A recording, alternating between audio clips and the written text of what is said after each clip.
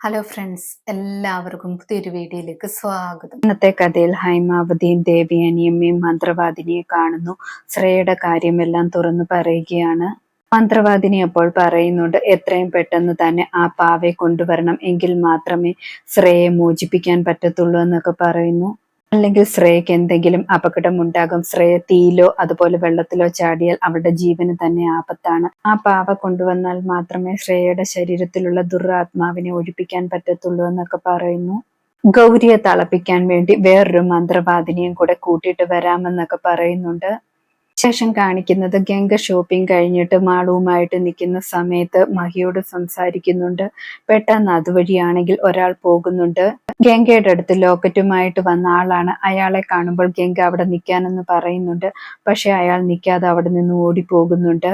അയാളുടെ പേഴ്സ് താഴെ വീണ് കിടക്കുന്നുണ്ടായിരുന്നു. ഗംഗ ആ പേഴ്സ് എടുക്കുന്നുണ്ട്. അതിൽ ID കാർഡൊക്കെ കാണുന്നുണ്ട്. ഗംഗ അപ്പോൾ വിചാരിക്കുന്നുണ്ട് ഈ അഡ്രസ് വഴി അയാളെ കണ്ടുപിടിക്കാമെന്നൊക്കെ. ശേഷം കാണിക്കുന്നത് മന്ത്രവാദിനിയും സഹായത്തിനായിട്ട് വേറൊരു മന്ത്രവാദിനിയെ വിളിച്ചിരിക്കുകയാണ്. രണ്ടുപേരും കൂടെ പൂജ നടത്തിയിട്ട് ഗൗരിയെ ആവാഹിക്കാനുള്ള ശ്രമങ്ങൾ തുടങ്ങുന്നു. ഗൗരി പെട്ടെന്ന് തന്നെ ബന്ധിക്കപ്പെടുന്നുണ്ട്. ഗംഗ ഗൗരിയെ സഹായത്തിനായിട്ട് വിളിക്കുമ്പോൾ ഗൗരി വരുന്നില്ല. ഉടനെ തന്നെ ഗംഗ ഭട്ടതിരിപ്പാടിന്റെ അടുത്തേക്ക് ചെല്ലുന്നു. ഭട്ടതിരിപ്പാട് അപ്പോൾ പറയുന്നുണ്ട്, മന്ത്രവാദിനി ഗൗരിയെ ബന്ധിച്ചു കൊണ്ടിരിക്കുകയാണ്, അത് ഗംഗ തടയണമെന്നൊക്കെ പറയുന്നു. ഗൗരിയെ മോചിപ്പിക്കണമെങ്കിൽ നാഗത്തറയിൽ പോയി മാണിക്യക്കല്ല് എടുക്കണം, അത് എടുത്തുകൊണ്ട് വന്നാൽ മാത്രമേ ഗൗരിയെ മോചിപ്പിക്കാൻ പറ്റത്തുള്ളൂ എന്നൊക്കെ പറയുന്നു. ഗംഗ ഗൗരിയെ ബന്ധിപ്പിച്ചിരിക്കുന്ന കാട്ടിലേക്ക് ചെല്ലുകയാണ്. കൂടെ മാളവും ഉണ്ടായിരുന്നു. ഗംഗ ഗൗരിയെ കാണുന്നുണ്ട്. ഗൗരി അപ്പോൾ സങ്കടത്തോടെ പറയുന്നുണ്ട്, എനിക്കിനിയും രക്ഷപ്പെടാൻ പറ്റുമെന്ന് തോന്നുന്നില്ല. എന്റെ മരണത്തിന്റെ പിന്നിൽ ആരാണെന്ന് പോലും എനിക്ക് കണ്ടുപിടിക്കാൻ പറ്റിയില്ല. എന്റെ ആത്മാവിന് മോചനവും ഉണ്ടാകത്തില്ല എന്നൊക്കെ പറഞ്ഞിട്ട് ഗൗരി സങ്കടപ്പെടുകയാണ്. ഗംഗ അപ്പോൾ പറയുന്നുണ്ട്, ചേച്ചി ഒന്നുകൊണ്ടും വിഷമിക്കേണ്ട, ചേച്ചി ഞാൻ ഉറപ്പായിട്ടും രക്ഷിച്ചിരിക്കുമെന്നൊക്കെ പറയുന്നു. ഗംഗ മാളുവിനെയും കൂട്ടി പോകാൻ തുടങ്ങുന്നുണ്ട്. മാളു അപ്പോൾ ഗംഗയോട് ചോദിക്കുന്നുണ്ട്, ഗംഗ ആരോടാണ് സംസാരിച്ചത്, എന്നോട് ഇപ്പൊ തന്നെ പറഞ്ഞേ പറ്റത്തുള്ളൂ എന്നും പറഞ്ഞ് വാശി പിടിക്കുന്നുണ്ട്.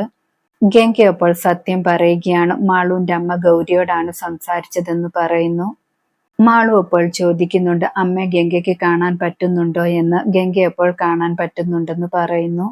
മാളുവിന് അത് കേൾക്കുമ്പോൾ ഒരുപാട് സങ്കടമാകുന്നുണ്ട്. അമ്മ എന്താ എൻ്റെ അടുത്തേക്ക് വരാത്തത്, എനിക്ക് എൻ്റെ അമ്മയെ കാണണമെന്ന് പറഞ്ഞിട്ട് ഗൗരിയുടെ അടുത്തേക്ക് ഓടി ചെല്ലുകയാണ് മാളു. മാളു അവിടെ പോയിട്ട് കരയുകയാണ്, എനിക്ക് എൻ്റെ അമ്മയെ കാണണം, എനിക്ക് എൻ്റെ അമ്മയെ കാണാൻ പറ്റുന്നില്ലല്ലോ എന്നൊക്കെ പറയുന്നു. ഗംഗ അപ്പോൾ പറയുന്നുണ്ട്, മാളു വിഷമിക്കേണ്ട, ഉറപ്പായിട്ട് ഞാൻ മാളുവിന്റെ അമ്മയെ കാണിച്ചു തരുമെന്നൊക്കെ പറയുന്നു. മാളു കരയുന്നതൊക്കെ കാണുമ്പോൾ ഗൗരിക്കും ഒരുപാട് സങ്കടമാകുന്നുണ്ട്. ശേഷം കാണിക്കുന്നത് ഗംഗയും പോലീസുകാരും കൂടെ ആ ലോക്കറ്റ് തന്ന അയാളുടെ വീട്ടിലേക്ക് ചെല്ലുകയാണ്. അയാളെ പോലീസുകാർ കസ്റ്റഡിയിൽ എടുക്കുന്നുണ്ട്. അതിനുശേഷം കൈലാസത്തിലേക്ക് പോലീസുകാർ അയാളെയും കൊണ്ട് ചെല്ലുകയാണ്.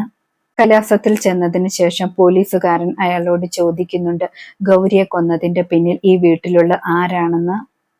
അയാൾ ഹൈമാവതിയെ കൈ ചൂണ്ടി കാണിക്കുകയാണ്. പോലീസുകാർ ഉടനെ തന്നെ ഹൈമാവതിയെ കൂട്ടിയിട്ട് പോകുന്നു. ശേഷം കാണിക്കുന്നത് മാളു ഗൗരിയുടെ ഫോട്ടോ എടുത്തിട്ട് വീട്ടിലിരുന്ന് കരഞ്ഞുകൊണ്ടിരിക്കുകയാണ്. മാളു അമ്മയോട് പറയുകയാണ്, എനിക്ക് എൻ്റെ അമ്മയെ കാണണം, അമ്മ എന്താ എൻ്റെ മുന്നിൽ വരാത്തതെന്നൊക്കെ പറഞ്ഞിട്ട് കരയുന്നുണ്ട്. ആ സമയത്ത് മഹി അടുത്തേക്ക് വരുന്നുണ്ട്. മഹി എന്താണ് കാര്യമെന്ന് ചോദിക്കുന്നു. മാളു അപ്പോൾ നടന്ന കാര്യമെല്ലാം പറയുകയാണ്. ഗംഗ സംസാരിച്ച കാര്യമൊക്കെ പറയുന്നു. മഹി അപ്പോൾ മാളുവിനോട് പറയുന്നുണ്ട്, നമുക്കും അവിടേക്ക് പോകാമെന്ന്. മഹി മാളുവിനെയും കൂട്ടി ഭട്ടതിരിപ്പാട് പൂജ ചെയ്യുന്ന സ്ഥലത്തേക്ക് ചെല്ലുകയാണ്. അതേ സമയത്ത് കൈലാസത്തിൽ ശ്രേയ വയലന്റ് ആയിട്ട് ദേവയാനിയമ്മയെ ഉപദ്രവിക്കാൻ ശ്രമിക്കുകയാണ്. ദേവയാനിയമ്മ പൂജാമുറിയിൽ കയറിയിട്ട് പ്രാർത്ഥിക്കുകയാണ്, കൃഷ്ണ എന്നെ ഉപദ്രവിക്കരുത്, ഞാൻ ഒരുപാട് തെറ്റുകൾ ചെയ്ത് ഇപ്പൊ എനിക്ക് എന്റെ തെറ്റുകൾ മനസ്സിലാകുന്നു എന്നൊക്കെ പറയുന്നു. അതേ സമയത്ത് രാഹുലിനോട് പറയുന്നുണ്ട്, അമ്മയെ ഉപദ്രവിക്കാൻ ശ്രമിക്കുന്നുവല്ലോ, നമ്മൾ എന്താണ് ചെയ്യുക എന്നൊക്കെ. രാഹുൽ അപ്പോൾ പറയുന്നുണ്ട്, ഈ കാര്യങ്ങളൊന്നും നമുക്ക് പരിഹരിക്കാൻ പറ്റത്തില്ല, അവർ ചെയ്ത കർമ്മത്തിന്റെ ഫലമാണ് അനുഭവിക്കുന്നതെന്നൊക്കെ പറയുന്നു. നീ എൻ്റെ ജീവിതത്തിൽ വന്നത് കൊണ്ട് നീയും ഗംഗയും കൂടെ എൻ്റെ ജീവിതം മാറ്റി, അല്ലെങ്കിൽ ഞാനും ഇതൊക്കെ അനുഭവിക്കേണ്ടി വരുമായിരുന്നു എന്നൊക്കെ പറഞ്ഞിട്ട് രാഹുൽ ചേർത്ത് പിടിക്കുകയാണ്. ശേഷം കാണിക്കുന്നത് ഗംഗ നാഗത്തറയിലേക്ക് പോയി നാഗമാണിക്യവുമായിട്ട് ഭട്ടതിരിപ്പാടിന്റെ അടുത്തേക്ക് വരികയാണ്. ഉടനെ തന്നെ ഭട്ടതിരിപ്പാട് ഗൗരിയെ മോചിപ്പിക്കുന്നുണ്ട്. ഗൗരി മോചിക്കപ്പെട്ട ഉടനെ തന്നെ പുതുതായിട്ട് വന്ന മന്ത്രവാദിനിയെ കുളത്തിലേക്ക് തള്ളിയിടുന്നുണ്ട്. അതിനുശേഷം ഗംഗയുടെയും മഹിയുടെയും മാളുവിന്റെ അടുത്തേക്ക് ചെല്ലുന്നുണ്ട്. ഗൗരിയെ കാണുമ്പോൾ ഗംഗയ്ക്ക് സന്തോഷമാകുന്നുണ്ട്. ഗംഗ ഗൗരിയോട് പറയുന്നുണ്ട്, ചേച്ചിയെ കൊന്ന ആളെ കണ്ടുപിടിച്ചു, ഹൈമാവതിയാണ് അറസ്റ്റ് ചെയ്തിട്ടുണ്ടെന്നൊക്കെ പറയുന്നു.